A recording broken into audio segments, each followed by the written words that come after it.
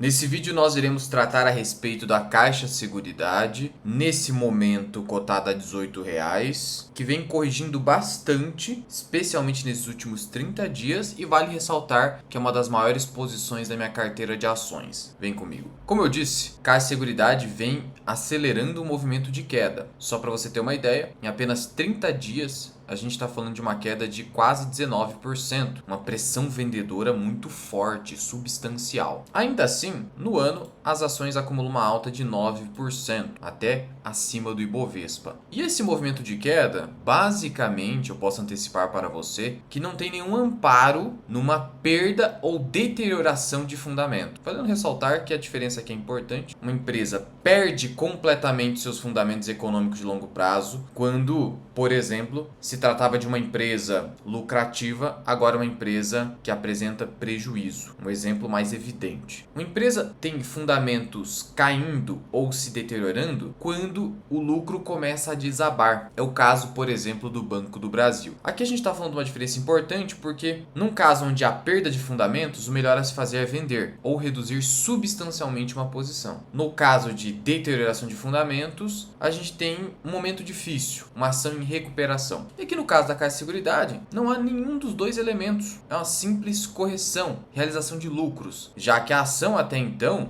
vamos combinar, havia subido até demais. 37% até, vamos pegar aqui o topo, até julho, 38%. Não dá para uma árvore crescer até os céus. Não tem como. Como eu disse, é uma ação relevante da minha carteira. Representa hoje a terceira maior posição. Detenho 13 mil papéis. Já faz muito tempo que eu não compro. Por isso que meu preço médio é relativamente baixo. E eu não compro por conta de valuation. Mas e com essa queda, hein? Será que vale a pena? É o que a gente vai tentar descobrir aqui. Valendo salientar que a queda nas ações da Caixa Seguridade foi mais acentuada que a queda no mesmo período de BB Seguridade. Nada impede de BB Seguridade continuar caindo e a Caixa começar a subir, né? Mas a princípio foi isso que aconteceu. Pegando-se aqui apenas um histórico de 5 anos, uma vez que a Caixa Seguridade ela existe na Bolsa de Valores há pouco mais de 5 anos apenas, a gente está falando de um retorno de 172%. Isso representou uma taxa anualizada de incríveis 22% ao ano. Impressionante. Mesmo com essa correção. Então é de se parabenizar o trabalho da gestão da Caixa Seguridade. No final, gente, você pode criar uma série de narrativas para justificar, não sei o que, fatores macro, tudo bem. Mas no final, o que conta mesmo para avaliar o desempenho? Objetivamente falando, o resultado para o acionista. A gestão conseguiu nesse período que no Brasil é longo prazo? Não é. Mas é um período, 5 anos, vamos falar aí, né? 5 anos. Pelo menos um mandato presidencial. Mais do que isso. Gerou valor? Muito. 20% ao ano é o sonho de qualquer carteira. Mas cuidado com isso também. Porque algo que já subiu demais pode não subir tanto assim. Mas a ação subiu demais? Eu vou pegar aqui no Investidor 10. Essa ferramenta é boa porque tira aqui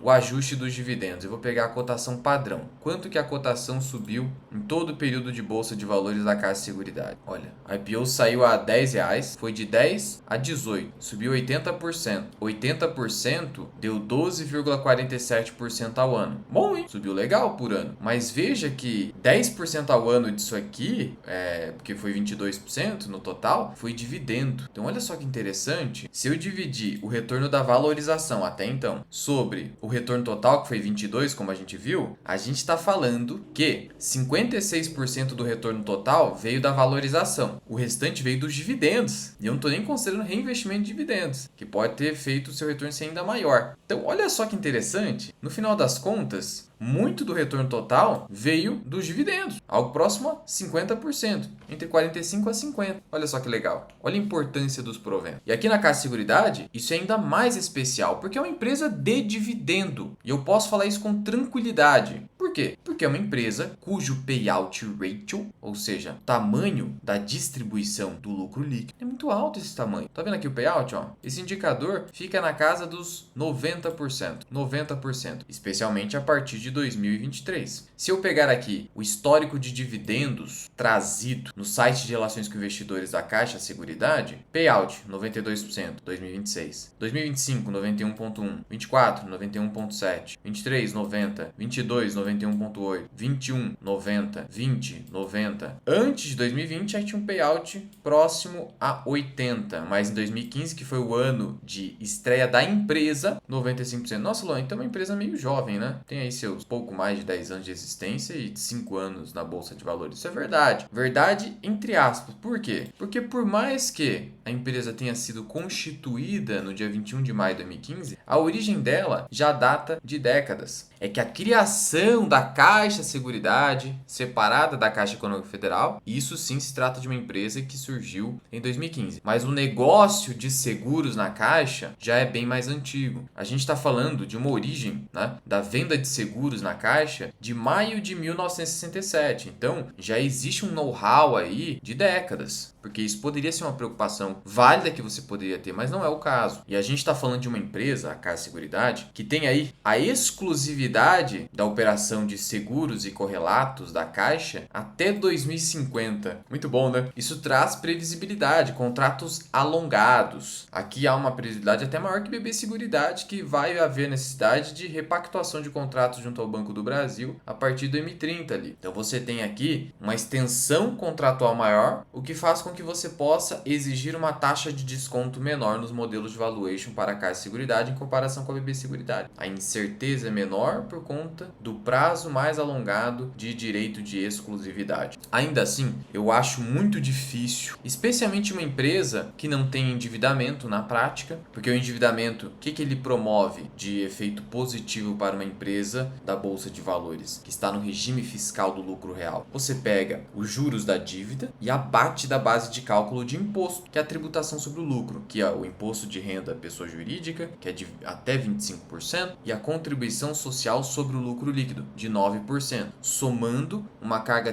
tributária teórica de 34%. Teórico porque na prática é menor do que isso. Pois bem, se eu não tenho esse benefício fiscal de endividamento na Caixa Seguridade, é racional, a princípio, eu exigir uma taxa interna de retorno inferior à dos títulos do governo? Aqui no site da Ambima você pega a curva de juro e aqui você tem a estrutura a termo de taxa de juros pré-fixado do governo. E para 2.520 dias úteis, ou seja, 10 anos, já que a renda fixa no Brasil por uma convenção ela é contabilizada em dias úteis, o mercado está exigindo no pré-fixado do governo 14,84%. Esqueça a taxa Selic para a precificação de ações. A Selic é praticamente irrelevante, porque é uma taxa de curto prazo.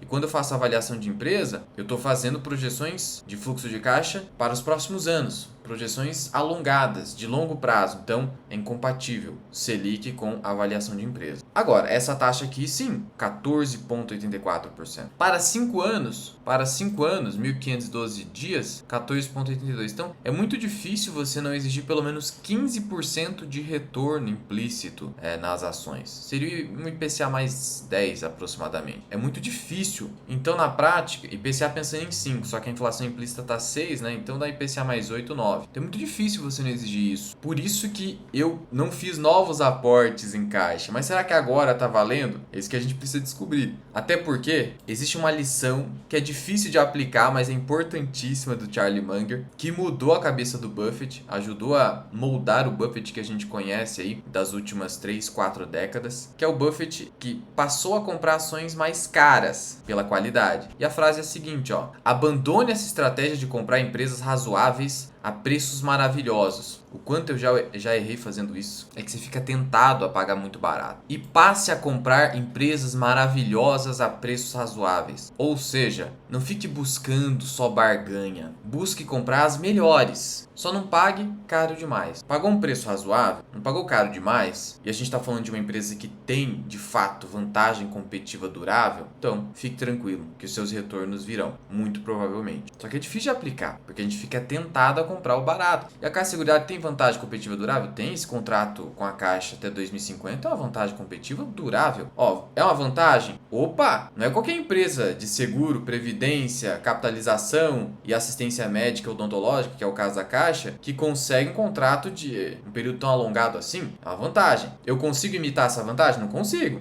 Eu preciso da estrutura da Caixa, que é uma estrutura gigantesca, com know-how enorme, repleta de clientes, é do Estado brasileiro. Não consigo. Essa vantagem é durável para a Caixa? Opa! Até 2050 eu não preciso ficar injetando dinheiro para manter essa vantagem. Essa é a diferença de vantagem durável ou não durável. Durável é aquilo que eu não preciso ficar injetando capex, investimentos, para manter a vantagem. É aí que eu questiono a briga da inteligência artificial. Você tem que injetar trilhões em capex para tentar manter a vantagem. Então não existe vantagem competitiva durável. Existe vantagem competitiva, mas não é durável. Então eu fico de fora dessa disputa aí. Só coloquei um paralelo aqui. E a gente está falando de uma empresa de altíssima rentabilidade. O ROI alto por muito tempo denota vantagem competitiva durável. É um indicativo. E o ROI da Caixa é altíssimo. Você pode perceber aqui que a média é de 27% e atualmente acima de 30%. Portanto, uma das melhores empresas da Bolsa de Valores. E que consegue distribuir 90% pelo menos do seu resultado. Por quê? Principalmente porque a empresa segue crescendo, porque ela está exposta a riscos que não geram tanta sinistralidade, especialmente em seguro habitacional. O residencial nem se fala, bem tranquilo. E porque o juro alto beneficia essas empresas, porque elas têm tanto dinheiro em caixa que muito do resultado vem da rentabilização desse caixa. Claro, esse caixa não é bem da seguradora, né? Como diz o Buffett, é um passivo, porque é um dinheiro que está aguardando ser o quê? Utilizado para pagar sinistros. Então o que é da seguradora de fato mesmo são juros, a rentabilidade advinda desse passivo.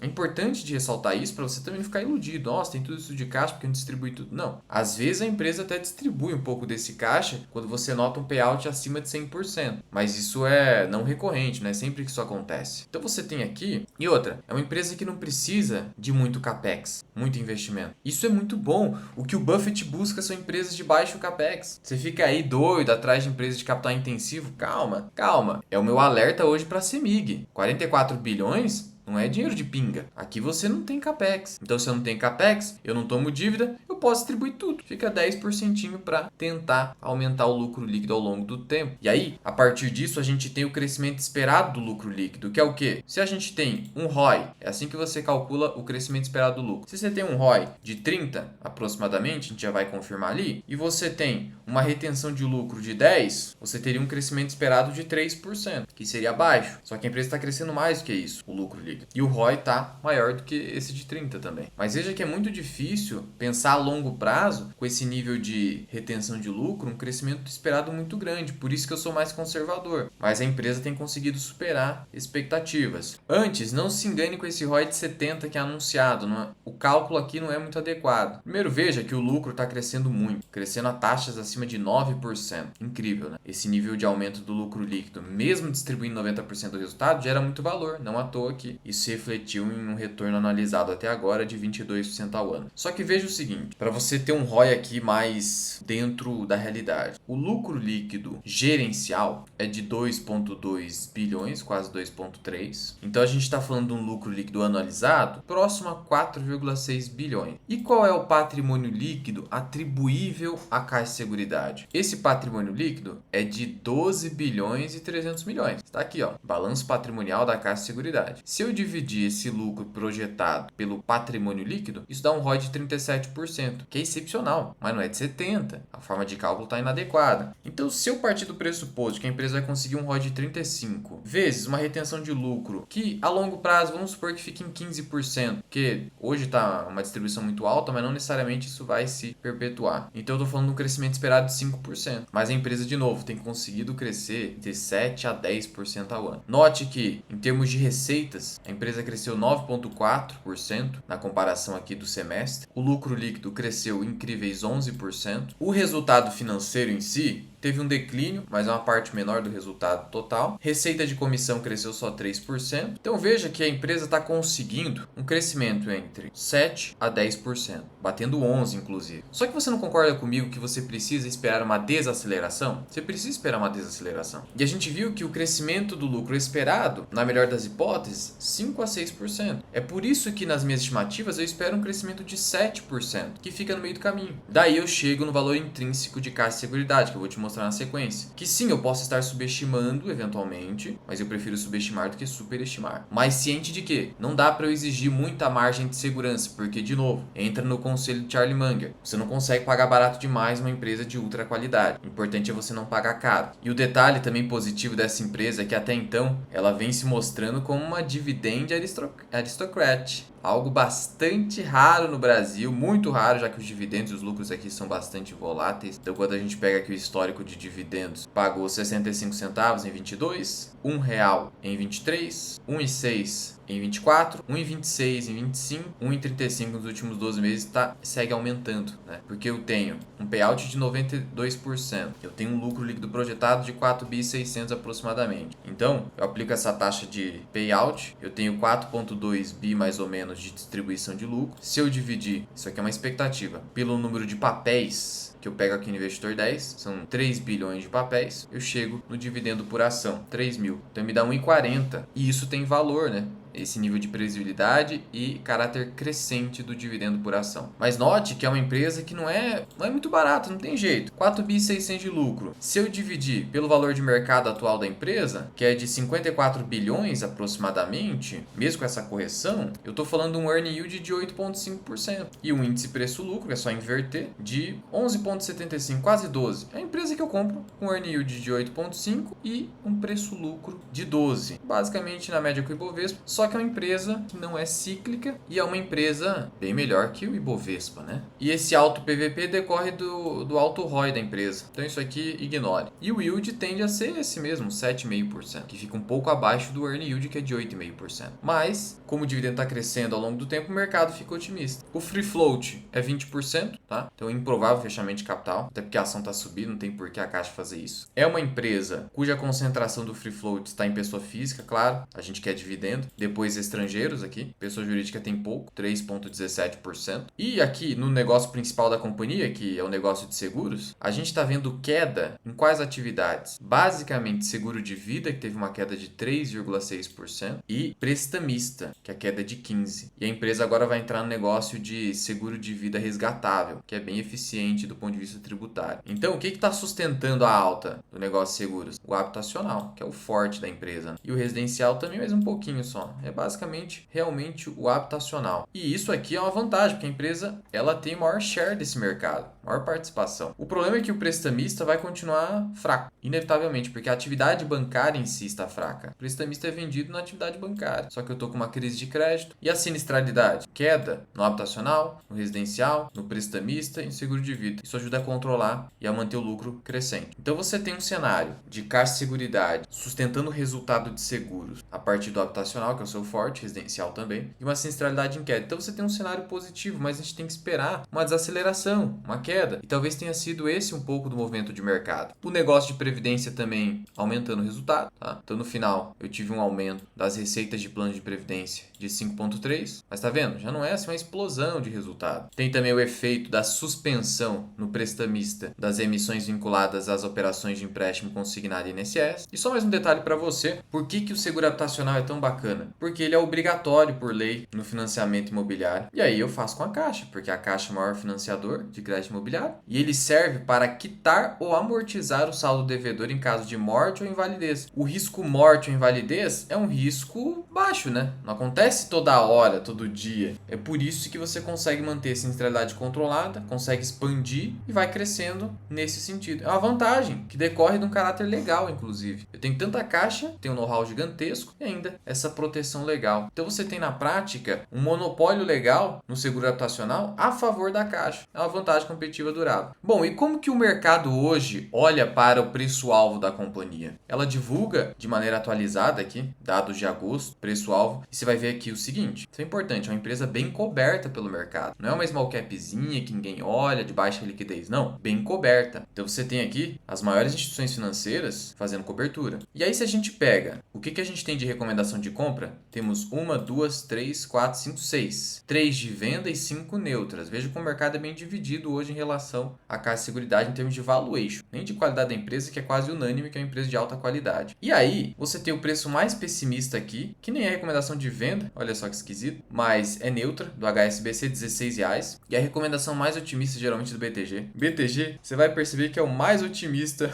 geralmente, 25. Aí eu tracei a média aqui, preço-alvo médio do mercado é 20,11, a mediana bem próxima aqui, não tem grandes desvios aqui, então o mercado é bem consensual, provavelmente por conta da previsibilidade na geração de caixa da empresa, 20 e 25, e a moda, 21. Então veja, R$20 dá para dizer que é um preço-alvo aí muito parecido nas casas de análise. Prevalece a recomendação de compra, claro, se é R$20 eu vou prevalecer recomendação de compra. E esses preços estão, mesmo esse R$20 aqui, né, tá acima do que eu espero, viu? Esse 18,60 aqui do Goldman Sachs parece bem mais razoável, assim como esse 19,50 do Banco do Brasil. E aí eu vou pegar aqui minha planilha de valuation, que eu divulgo, né, e deixo disponível para os membros. Olha só, meu valor intrínseco não bate 18, então eu tenho uma margem de segurança negativa. E por que disso? Porque eu sou rigoroso, ou ao menos eu tento ser. Eu consigo chegar no preço justo de R$19,50, aquele do Banco do Brasil, se e somente se a empresa ela continuar crescendo a uma taxa de 11% ao ano. E pode ser que aconteça, né? A gestão vem fazendo um trabalho incrível, mas é difícil, né? É difícil. Então eu diria o seguinte para você: você pode adotar o meu valor intrínseco, ou você pode adotar com uma margem de erro preço-alvo médio aqui do mercado, que é de R$20. Então o que você poderia fazer? Aplicar aí, pegar esse 20 e aplicar uma taxa de 10% para baixo, 18, que seria mais ou menos o preço de hoje. Eu diria, sinceramente, que o preço de hoje, 18, 18,50, para longuíssimo prazo, para uma empresa dessa qualidade, não é um mau negócio para aportes mais módicos, aportes menores, já que eu adotei ali inclusive uma taxa de desconto inferior à curva de juros de longo prazo. Então eu tive que, para chegar no 19,50, eu tive que exigir um retorno menor e estimar um crescimento maior. Então, de uma certa forma, para chegar a 19,50, ainda mais R$20, há otimismo aqui. E você deveria evitar trabalhar com otimismo. Sendo assim, para resumir, o valor intrínseco da empresa varia entre 17 a R$20. No meio do caminho, você tem aí a verdade por trás da companhia, o que a gente só vai saber a longo prazo. Então eu diria o seguinte: abaixo de 17 é a empresa para você aportar com mais tranquilidade, fazer aportes assim com mais tranquilidade dentro do seu asset allocation, dentro da sua gestão de risco. Acima desse valor, você quer aumentar a posição numa empresa vencedora, mas sem pagar caro demais? Eu diria até uns 18,50, que é mais ou menos o que está hoje, devagar, num percentual pequeno, para não pagar caro demais. O segredo é não pagar caro demais por ativos de alta qualidade. Pagar R$20 eu acho muito, mesmo que o mercado esteja aí, que eu acho muito otimismo. E aí a tendência é você ter retornos mais baixos. Não é que você vai